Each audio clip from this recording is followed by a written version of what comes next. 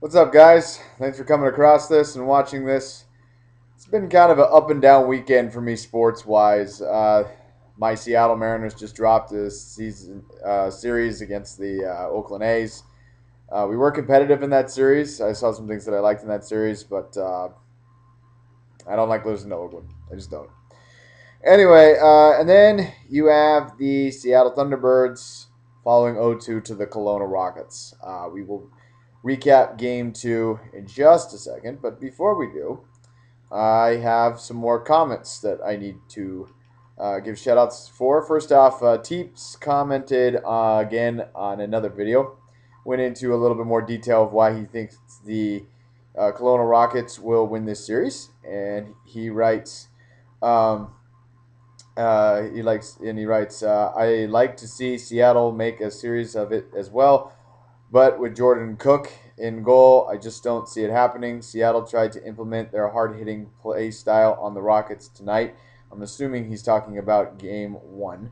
Um, and the Rockets simply hit back, and that got under the Thunderbird skin, making them take all kinds of undisciplined penalties. Seattle simply doesn't have the goaltending firepower or defense that Kelowna does, and I don't see any way Seattle wins more than one game. Um, so anyway, I like to also he gives me some pronunciations with the players' names, which I will definitely try to implement in these videos, which I do appreciate. I don't. I mean, I know I follow the T-Birds, but it just seems that we have a bunch of easy names compared to other teams in the Western Hockey League. I don't know why. So anyway, again, Teeps, thanks very much for commenting.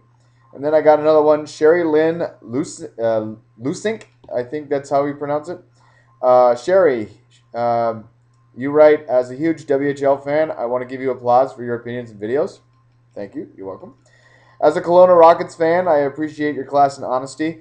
To my Kelowna fans who think this series will be easy and are already cocky, and then she puts in parentheses, not you Teeps, um, and already cocky local fans, I remember last year it could reverse and be a shocker. The Birds have forced a different, more physical and entertaining game. Seattle is in the second round for the same reason we are. I also want to point out that the fans of Seattle who made it to game two, you guys were great, good fans, made great noise, and supported your home team. Cheers to a fantastic and fun series. That's from Sherry Lynn. Thank you very much for commenting. Nice to see that some Seattle Thunderbirds fans made it up to Kelowna. It's about a 6-hour drive from Seattle to Kelowna. So, kind of a long weekend, but it could be doable. All right, so let's talk about game number two. Now, I did miss game two, so if there's something that I say, and if you went to the game and you want to correct me, go ahead and do it.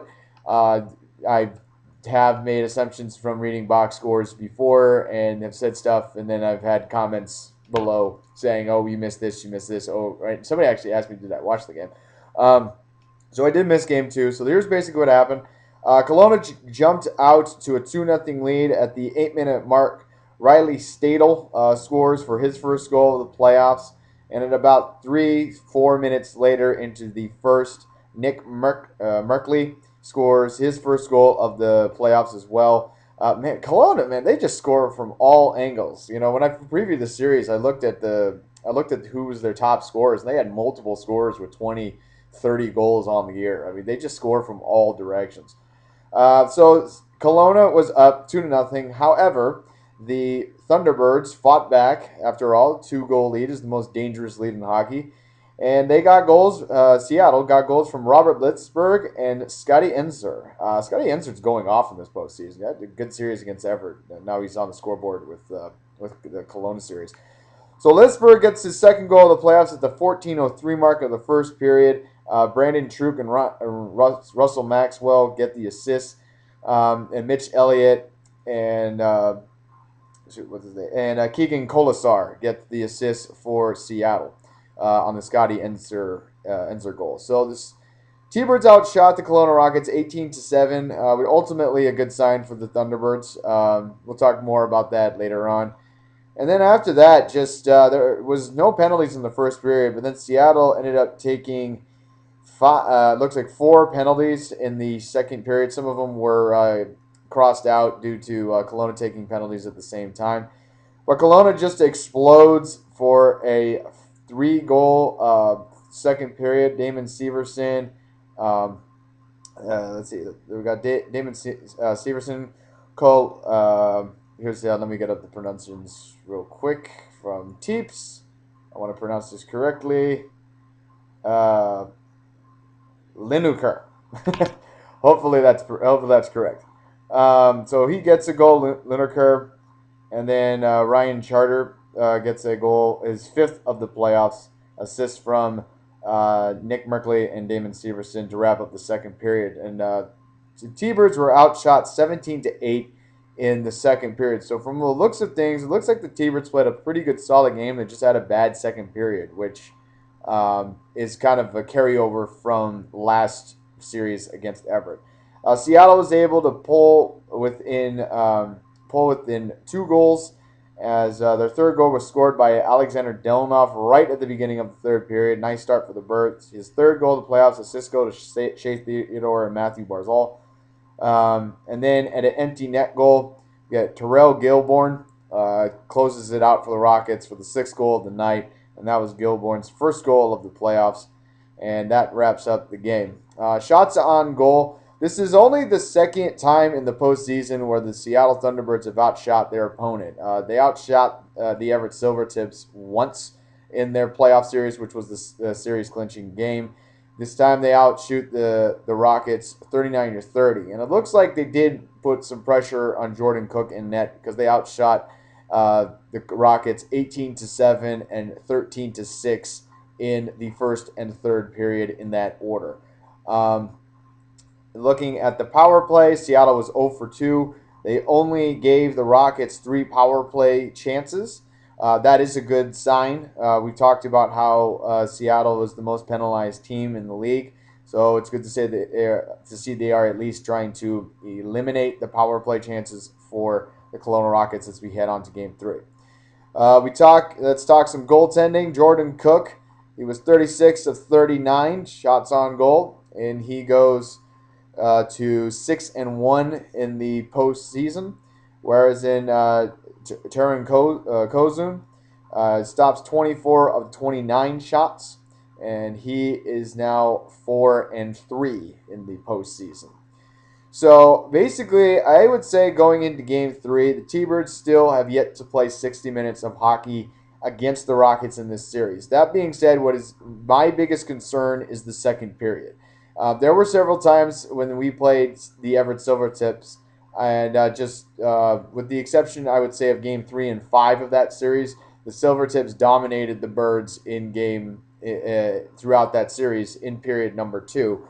And to see the Rockets outshooting the Seattle Thunderbirds 17-8 in the second period is definitely my concern. It's good to see that they are starting to match Kelowna's play despite being down 0-2. They're out shooting Kelowna, which is good. We just need to create a little bit more opportunities and try to take advantage of our power plays. Kelowna is right now the less disciplined team, as I said before, only allowing the Thunderbirds to 2 power plays. So that's my biggest concern. Biggest concern right now going into Game 3 is the second period. That being said, though, the one thing that I will say that the T-Birds do have coming back to Kent, Washington, is the game is on Tuesday. And one of the biggest promotions that the Thunderbirds do on Tuesday, they do something called a 2 for 2 Tuesday. Or 2 for Tuesdays, I should say. Basically, and they were doing this for the playoffs as well. You buy one ticket, you get the second one for free. After that, you get $2 beer, $2 popcorn, $2 soda, $2 hot dogs. And last year in Game 3, when the Seattle Thunderbirds won in overtime against the Rockets, it was close to a sellout. So despite this being on a Tuesday night, the crowd is going to be a large one, hoping a loud one as well. And hopefully that can take some pressure off of the T-Birds as they head home. They got some work to do. As of right now, this series is going 4 games and 4 games only. But again, the series is coming to Seattle. The Thunderbirds haven't lost a game at home in the postseason against this year, so that's also good. So there are definitely reasons to be optimistic for the T-Birds, at least to make this a series.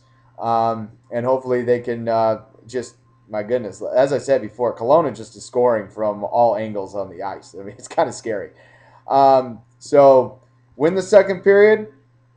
Keep playing undisciplined. Play 60 minutes. Keep that crowd in it, and hopefully the T-Birds will come out with a W on Tuesday night. I will be listening to the game on Tuesday. That's the next time you're going to be seeing me. Thanks again for watching. For those of you who are commenting, it's awesome. Haven't really didn't get that many comments from Everett Silvertip fans, so the fact that we're seeing some fans from Kelowna here up on YouTube is great. T-Birds are now starting to my Thunderbird videos are now starting to get some coverage, which is great. So we'll talk to you all on Tuesday. Go Birds!